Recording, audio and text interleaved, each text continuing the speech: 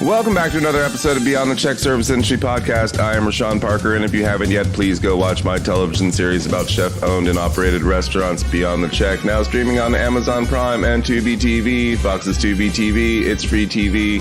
Also, if you like to watch my show with commercials, that's where you watch it. Anyway, I have a fantastic guest today. She, once upon a time, took a job at an AmeriCorps to run a food program for some unhoused young people. And then almost 50 people showed up, and everything went a little bit out of control, apparently. And this one young girl managed to get everybody in line with a few words, and this really impressed my fantastic guest. And so she went on a journey to basically create conflict resolutionaries. So, ladies and gentlemen, the conflict resolutionary herself, Miss Kristine Scott. Hi, Kristine. Thank you for that great introduction. Hello. How are you today? Everyone wants to hear, like, what did she say? Oh my gosh. And what I learned about conflict, number one, was that I was really bad at it. I was scared. Oh my gosh, I had this room full of crazy, out of control young people. It just frightened me. I realized AmeriCorps doesn't really pay me enough for this crowd. I'm leaving here. But what happened is this voice boomed out over the crowd. Hey, little bean, knock it off. You're messing up for the whole burrito. And what happened is the person who said that was kind of in charge of the street kids. It was somebody who had a lot of cachet, and everybody started minding their manners after they heard that, because they had this accountability to each other. Nice. Also, the phrasing is just fun, right? So. Oh yeah, little bean. I love the phrasing. Yeah. So I had no idea that they had this level of accountability and community connection, and that made me really curious. Like, who are you guys? How does your culture work? So I stuck around, even though I was only getting paid $900 a month to be an AmeriCorps member, and I learned a lot from them. Their lives were constantly in conflict, under threat, and they became my greatest teachers about, like, how to assess conflict. Is it really going to kill me? And how to handle it, because I was dealing with it every night at this meal program. Gee, what were you feeding them? Well, that was, classic and nonprofit, whatever volunteers could round up. I kid you not, we had baked potato night. It was disgusting. Baked potato night was disgusting?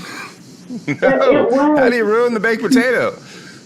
Because everybody was running on a really low budget, so it was fake cheese and dehydrated onions. Just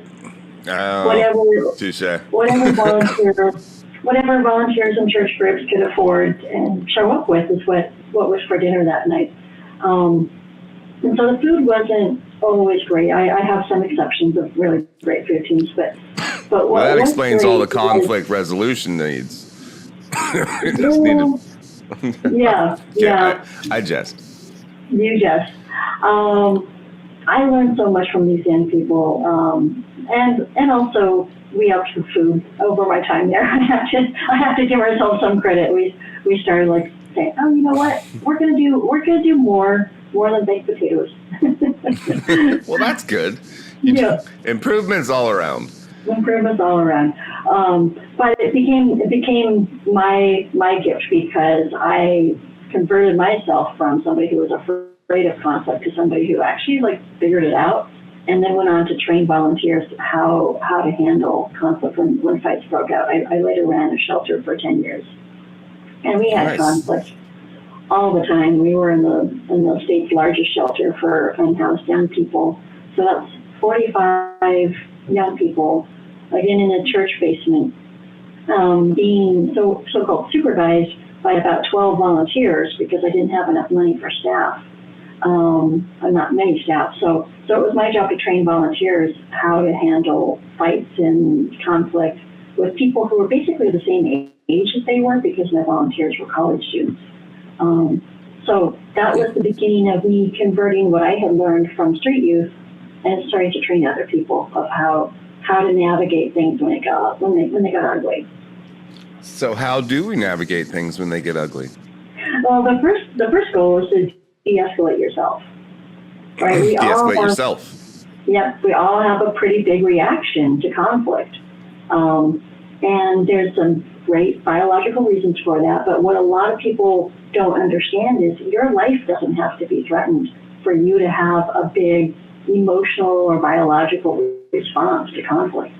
Somebody just has to challenge your authority, your knowledge, your status, and you'll have a big response. So, go into fight or flight, Right. So if somebody says, Reyshan, your podcast sucks, you can have actually the same response. I know.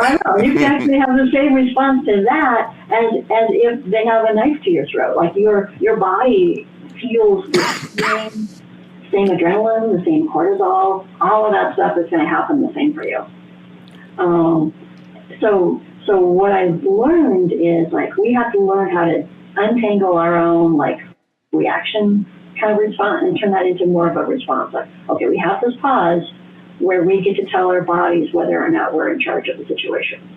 And do I need to fight or flight, or is this fine? Right. Yeah, exactly. There's this other land where we're not fighting, we're not running for hell, running like hell. We actually are kind of going, no, I got this. 5 deep Count breaths. To 5. So, Count to 5? Well, five deep breaths. If you're actually counting your breathing, making sure your exhale is twice as long as your inhale, that focuses you on your breath. So it's not quite the same as counting as much as it is about being really intentional about like getting a lot of that crap out of your body as you exhale. And when you do that, you tell your body, wait, I got this. I know you want to come out, with the fist raised, but there's another way here. So we all have this moment where we can make that intentional decision not to react to the stimulus. And that's the biggest goal in my teaching with people. Like, okay, here's how to reset. And once we've reset ourselves, here's how to reach into this other person. So when you're dealing with others in conflict, like, let's say you're the manager of a restaurant and you have 2 employees fighting, right? And they're in conflict. How do we manage the outside 2? I guess if first we're not going to conflict with them, right? We've balanced ourselves. Right. And right. First, how do we get them to stop fighting?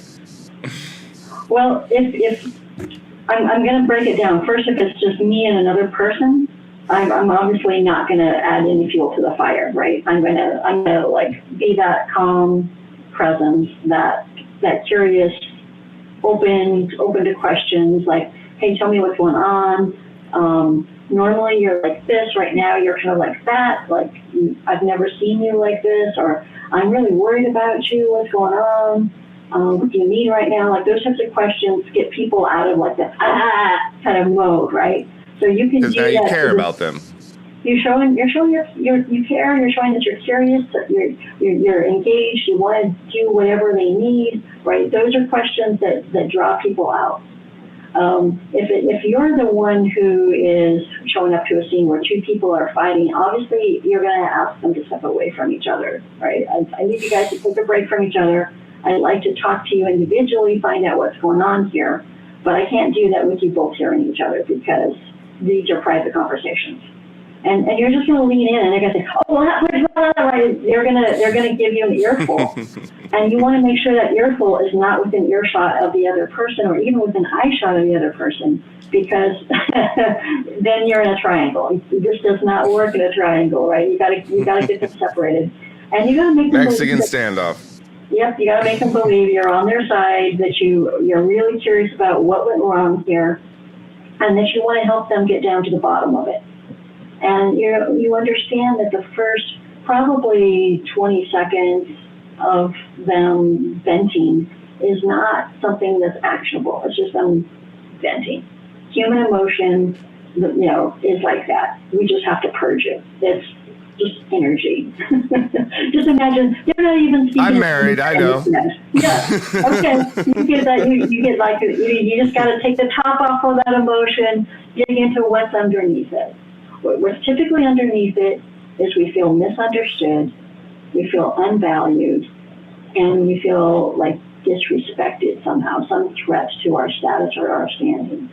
And once we get underneath that and reassure people, like, wow, you're the best wait staff I have. I can't imagine you feel unvalued. Oh, I'm sorry that we haven't done a good job of telling you just how important you are to our restaurant. Like when people hear that, they just like, oh, it just untangles all of that crap going on behind the scenes because they with just a little bit of praise, huh? Right? A little bit of self-assurance. A little bit of self-assurance. You have standing. I care about you. The number one reason why the Great Resignation continues isn't about rate of pay. It's about people feeling disrespected and like that they don't have opportunities for growth. So the more you see your employees as valuable assets, the more you lean in and say, how do I keep you loyal? The more you're going to counter that trend, because since the pandemic, we all know food services have been hemorrhaging employees. And we've got to, right? We've got to turn that thing around. They spent years abusing their $213 an hour slaves, and now, they don't want to put up with it anymore.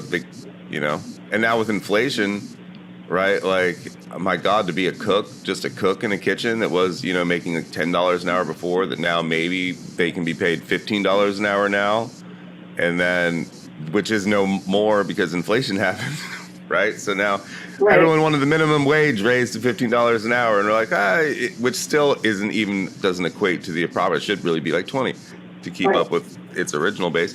But now they're like, okay, we're gonna do the 15, but it's like, well, now that 15 is really only 11. So, but yay, you did it. Oh, and you want me to come work for that and sweat and bleed and be yelled at or treated, like businesses don't think employee satisfaction first. They think customer satisfaction, right? Like customers usually come first. But without your employees, you don't have customers. Right. And what's sad about that, Reyshan, is that you're right. Those two are so connected, and poorly handled conflict management is where the intersection is of employee loyalty and customer loyalty. Your customer experience and your employee experience are directly tied to, can your employees convert an unhappy customer into a happy customer? And they can't do that if they don't feel happy in their job. They can't do that if they don't feel valued. Right? You need some sort of actual gumption behind you to. Yeah. It's truth. It's truth. Like if you love your job and you love the company, you're going to sell that company better than if you secretly despise the company, hate your boss, and can't wait for the place to burn down. Or what's even sadder to me is people who start off loving food services and they get a hold of these. There are some people out there that no matter what you do for them are just going to be terrible customers. Like there's data that shows, right, that there's a certain small percentage of people who always write nothing but bad reviews. They never have written a good review in their life on a restaurant. That's the fun for them, is just to go out and and just rip this, you're always going to have like maybe 10% of the people you serve that are like that, or they're just not happy with anything you do. But how you handle that and how you see that is directly tied to, can you convert this customer, or maybe the one behind them that is a little more open to having this experience turn around, right? Just make them smile. If you can make them smile for a second and then make fun of them for the fact that you made them smile, oh man, you got them. For a minute, their humanity shines through. I bet you have some good stories about that. Oh, I'm super tough to get to. You just like, I don't care that much. But like, I mean, I care about my job or what I'm doing, but like overall, your personal shit is, I'm just, hi. I'm a shining ball of light. You can be you. Hopefully, like, I can make you glow a little bit, but if you just want to, sit over there and smoke and fume, that's fine too. Right. You do you. And I think people who've done a lot of customer service get that usually in the first 10 minutes of meeting a new guest, probably can tell, like, oh, this is somebody who just wants to smoke and fume, right? There's not as many out there as you think. Most people just, everyone should have to, be either in the military or the service industry for at least a year. And then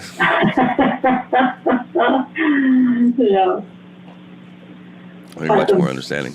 But you're right. The majority of folks, you can convert. You can actually have what might start off as not a positive experience, either with the wait staff or with the food or with the table or whatever, and convert it into a really positive experience. And if you do that, the data suggests, and this is in Forbes, this is in the Wall Street Journal, that you've created loyalty. You've created a loyal customer that is going to come back and going to actually be very easily upsold and going to very easily write a good review, right? And because you did a good job of controlling their conflict. Right, of taking what started out negative and turning it positive. And that's where the lean in and the real human to human interaction is so important, which is why I've had hotels and restaurants hire me to come in and work with their team.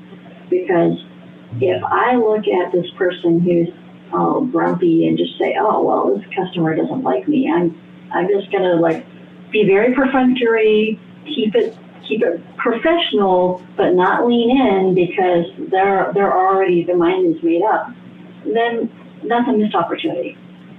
But if I'm going to take care of myself and know, hey, this has nothing to do with me. I am not the one under attack here. I can actually be curious about, wow, usually when we serve our famous whatever, people are just really excited about it, but you don't seem really that enthused. I'm wondering, is this not meeting your expectations? What do you need right here? And they can easily just be like, no, it's delicious, but someone died. Yeah, so I'm just rather that. Oh, don't ask. I'm sorry to hear that. I'm really sorry to hear that. I hope your day improves. Just something as simple as that little 5-second engagement can totally shift your service relationship with somebody, and that's your goal. You have just these little moments of impact, but it takes a lot of energy to bring that presence, to bring that curiosity about this other human. And if you're just stressed out, does it though? Really? You think so? I mean, does it really though, or is it just let me just be compassionate for a second and be like, what's up? You okay? It doesn't take that much to actually just ask somebody if they're okay. Or I think is there anything that we could do to make you feel more comfortable? Yeah. I think having those words written out are really helpful. You just had a really positive quote right there. Is there anything we could do to make your experience here better? Just that simple. But if you say that without feeling behind it, without presence behind it, it sounds shallow and it sounds kind of produced. Oh yeah, I mean, right? How you say things is just as important as what you're saying, because you can give someone a compliment and you can mean it, but if you say it like, really like your shirt, which way? How did I mean that? How did I mean that specifically? Really like your shirt. Right. Oh, really like your shirt. Really? Yeah. Great shirt. Great shirt. I mean, it's all act. I mean, you put a little enthusiasm behind it.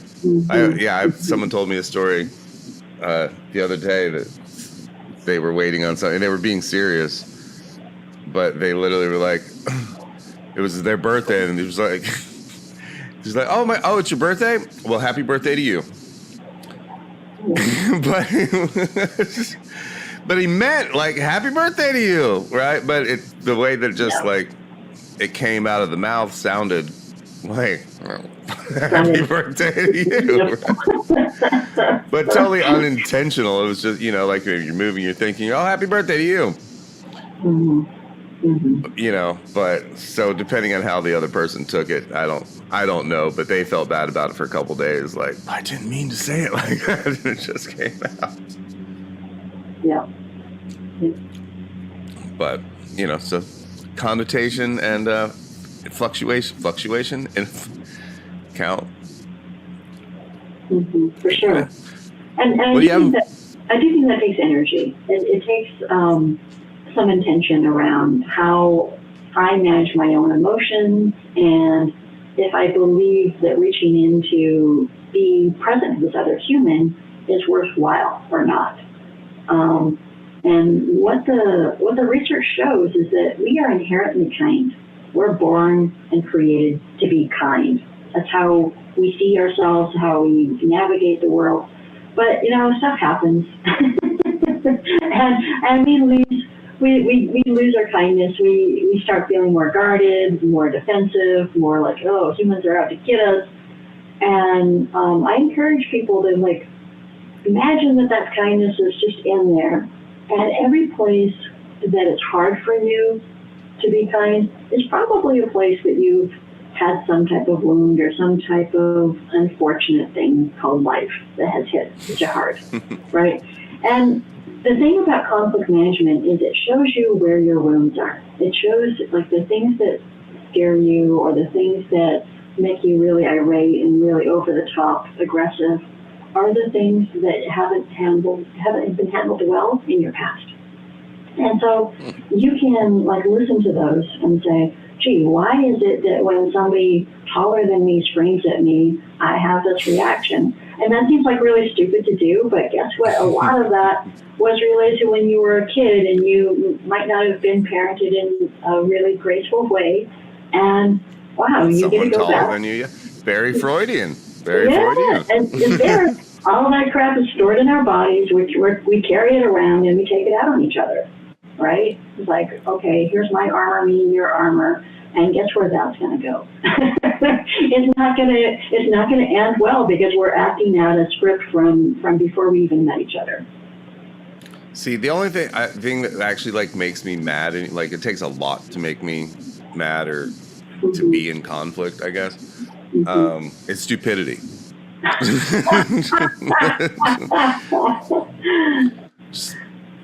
And I guess it doesn't make me mad unless the stupidity is affecting me, right? But even just watching other people do stupid things, or even just illogical things that just don't make sense, or why are you doing that? Okay, but why? Do you really need to put 3 forks down?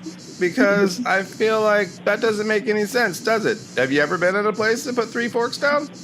I mean, maybe if there was a shrimp fork involved, but you're mistaking the shrimp fork for 2 salad forks. Yeah, my kids tell me that's my most famous quote is help it make sense to me.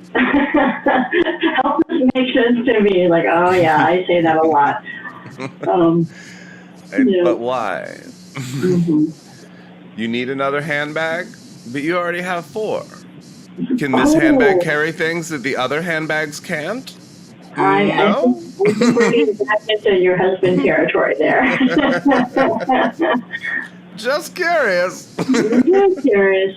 So when we get aware of these places that we have a little less patience, a little less ability to connect and be curious about this other person, we get to go and do our own work around those places. Because the real goal is to be truly unflappable, is to just be able to lean into any human, no matter what they're doing or saying or kind of putting out into the world, right? That we can actually be present to them and know that their distress is not our distress.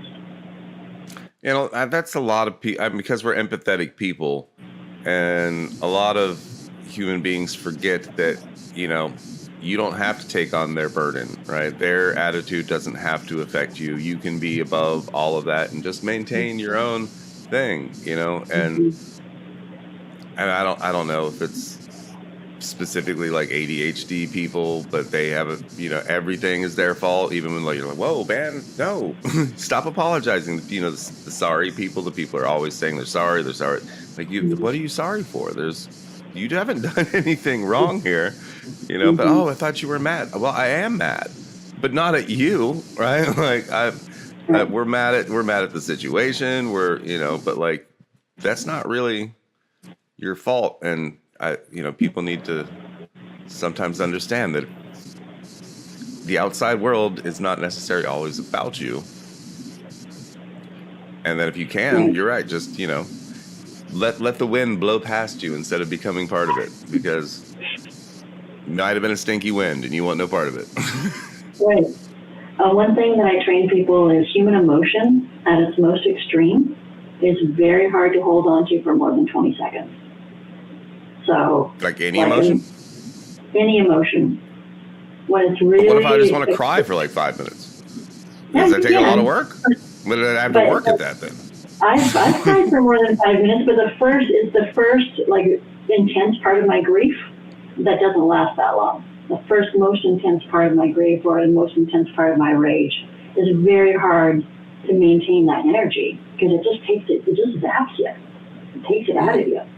And so when people have extremely intense emotions, just know that, hey, the clock is running now. My job is just to be the safe container. Let them vent and reach in once they're done venting and see what they need. Because what's coming out of their mouth right now is not about me. Yep, and we're better listeners. We should all be better listeners. Yeah, for sure. Yeah. Again, that's just straight back to my husband shit. So. Well, being a partner is a lot of work too. Whatever you have is always going to come up right there. I joke, but we're like Marshall and Lily from How I Met Your Mother, so we actually get along really well. But I do like to joke. That's fabulous. And she hasn't bought a new handbag in a while, so she probably deserves one. Oh. Don't tell her I said that. Okay. Well, I guess this will be a test to see if she listens to your show. She doesn't, so we're fine. Okay. Oh, so what do you like to eat? What's your? Do you cook? Oh, I do cook. Yes. Oh, you do cook. What do you cook? I am partial to cooking Thai food. Really? And Mediterranean. Those are the two things that I've been, working on throughout from the lockdown to present time. I'm still like... You're rolling some grape leaves in your spare time. Yes. Nice. Yeah. So how'd you get into Mediterranean food? Are you Greek or... I'm a pescatarian. And I noticed that a lot of Mediterranean food works really well with that diet. Because it's a lot of fish. A lot of fish, yeah. And so that works really well. And my son is also a big fan of Mediterranean, and I just could not justify because there's no place close to our house that's really good quality, like Greek food or what have you. So I was like, well, you know what? Rather than driving, we're just going to learn how to make this stuff at home. So you did. A lot of couscous. Yep, a lot of couscous. Yep, a lot of couscous. And just definitely went out and bought a bunch of new spices. And like, oh wow, we're cooking like this before. This is exciting. So yeah, it's been fun. Do you have a signature dish? Do you have your thing that that's mom's fucking specialty? I don't feel like I have enough proficiency to claim that I have a signature on the Mediterranean side yet. Is there a regular, the one that just cycles through all the time that you're like, oh, we're making that again? I think spaghetti for regular people. I think spaghetti again. I think my regular is actually I've got this this raw pad thai that I really love. That you just saute the vegetables. Nothing is cooked. And that's rocking. I just love that. It's just stir-fried vegetables, and you cook the noodles, of course, right? Yeah, you cook the noodles, but you don't stir-fry any of the veggies. You basically julienne them and put them in this marinating sauce, and then you drain the sauce and toss them in with the hot pasta, and then put the sauce on top of that, and so good. Yeah, a little crunchy. Little texture from the noodles. Well, that sounds super healthy and delicious, and fresh. And throw some roasted peanuts on top of that. Oh, it's good. Yeah. Very nice. So, what is that what you're having for dinner? What are you eating for dinner? Well, no, I do this to myself every time. I haven't had lunch yet, and I'm just trying to make me hungry, so I'll go eat immediately. Now that I've told that story, I'm thinking, maybe I should make that tonight. It sounds really good. Yeah. So you didn't grow up that way? Like no. Thai food, Greek food? Like what were you eating as a child? Do you remember? Well, I come from a long family of meat eaters, so and my parents were deer hunters, and so there was a lot of summer sausage and all of that good stuff. So, but fresh. Like we had gardens when my mom even had gardens when I was a kid. She still canned, because her grandma taught her to can. This is the last person that you probably will ever see can stuff in their house. But we literally had the gardens, and we picked everything, and we helped can it, and we had it. And yeah. Do you still have a garden? No, and she hasn't grown vegetables in probably 30 years now. She has lots of gardens. She's an herbalist, so she has herbs. She has herb gardens, like echinacea and St. John's wort and blah blah blah blah blah blah blah blah. But no, she hadn't grown vegetables in probably since I was a kid. And I think she put some tomatoes out this year for the first time in 30 years. So we'll see how that goes. But everyone needs to get back to it, because we don't have. If you want the fresh things locally, you have to grow the fresh things locally. In some places you don't have farmland, so if you make, everyone has a little backyard garden, and then you have a place that everyone can get together in your neighborhood, like your park, right? Your neighborhood association. Right? Yeah. Also gives housewives something to do besides take their kids to soccer practice. I don't know. Wait a minute. What about this housewife thing? The feminist in me, they have a conversation. Or house dad. Dad likes to get in the dirt too. Great. I know lots of house dads today, a lot of them. But you're right about farmlands. I mean, I live. You know what the house dads do though? They just play video games all day. Oh, okay. Yeah, they're trash. I'm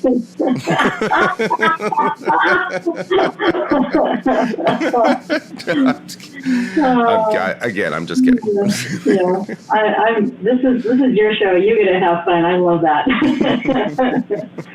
But farmlands. I wanted to talk about. You're right. We don't have farmlands close by, and I'm next to a bunch of wineries. And they're actually some of my greatest customers, because guess what? People show up and they get drunk.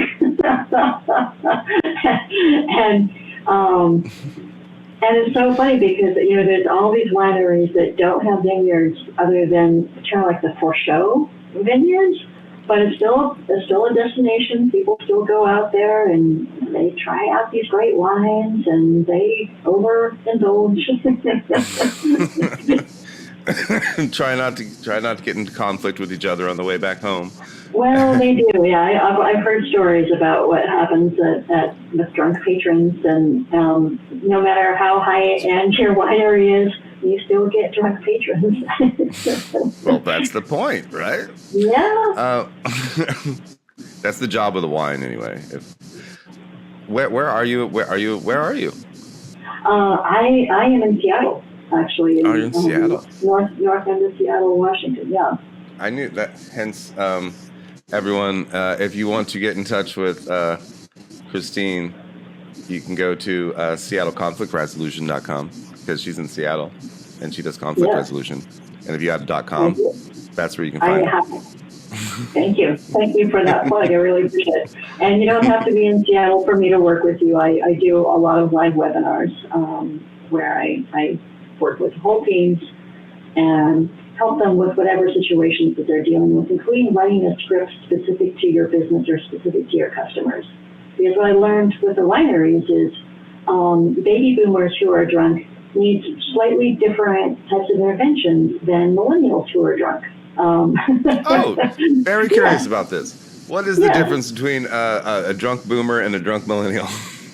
Okay, so a drunk boomer is, they need to see that you're working, that you are, through the sweat of your brow, creating whatever experience they want, right? They love hard work. It's what they were raised on. With younger people, they are looking for how am I fitting in socially? What is my rank or social standing in approximation to us?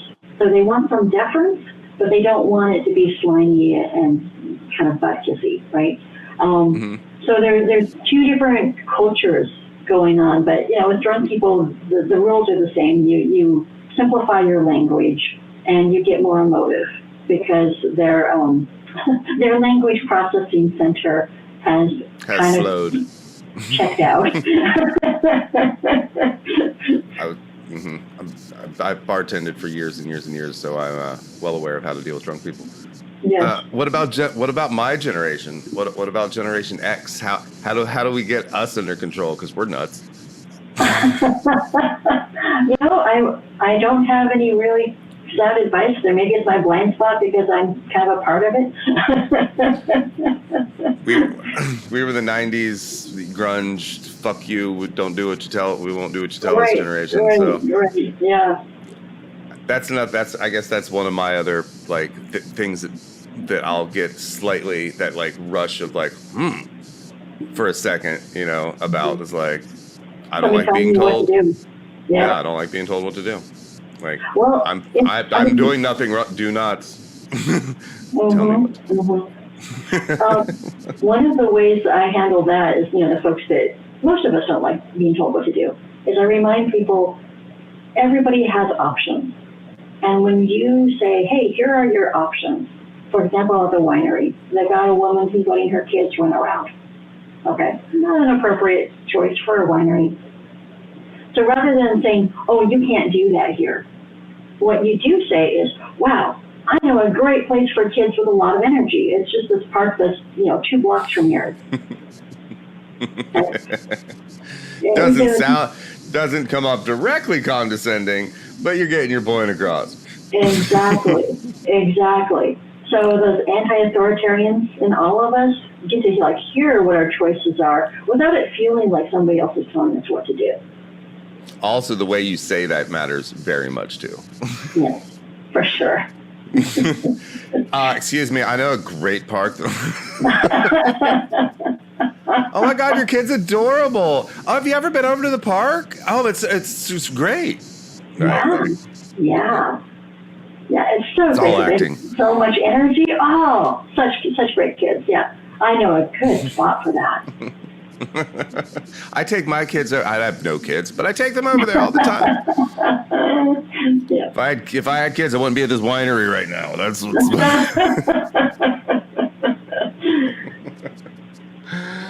awesome. Kristine, would you like to give any shout outs to anybody? Where can we go follow you? If we can follow you places, et cetera. I'm on the LinkedIn, and there's my website. People who want to get a monthly newsletter from me, just sign up on my website. Again, that is SeattleConflictResolution.com. And I will send you a little nugget every month that has some tips and techniques and what kinds of articles that I've been reading lately, just so people can stay up to date on the latest ways to keep your employees and your customers both happy. all about keeping the employees happy. That's my new mission in life, is just like harass crappy businesses until they actually give a crap about their employees. And it's not even businesses. I think businesses probably have that overreaching idea. I think just sometimes managers are stupid. You know, what has gone on with this pandemic, I think, has separated the good managers from the bad managers. Because you can no longer manage based on your authority, your status, and your ego. Those things no longer work. Nope. You have to posit. Like, we're not allowed to spank kids anymore, so we have to positively train them, right? So, and this same goes for your employees. You can't spank you need to lift them up and make them empowered to make your company better and enjoy waking up and coming to hang out there every day. Yeah. Right. Exactly. Well said. Well, thank you. Thanks for being here. Very, very insightful, and I feel like I can be a little more nicer. I'm pretty nice already, but I can be even nicer. Everyone can be nicer and more compassionate to those around you, and that will probably keep you out of some conflicts, ladies and gentlemen. So, Kristine, thanks so much. Thank you. I've really enjoyed our talk today. Awesome, me too. And enjoy your Thai noodles. What kind of sauce do you put on those? Because I'm store bought. Are you making your own sauce? Yeah. It's soba noodles, and it's like soy sauce, a little bit of vinegar, and I forget what my sweetener is in that. Honey? Could be. No. Could be. Well, I don't know. Pick your own sweetener, people. Yeah, I guess it's not my go-to recipe. I can't pull it off my head. That's all right. We're just lazy. We'll probably just get some Thai sauce from the store anyway. Ladies and gentlemen, go check out Kristine Scott at SeattleConflictResolution.com and go watch my television series, because if you need to take a nap or anything, you can also listen to this podcast. Ladies and gentlemen, Kristine Scott, thank you. Thank you. Cheers, everyone.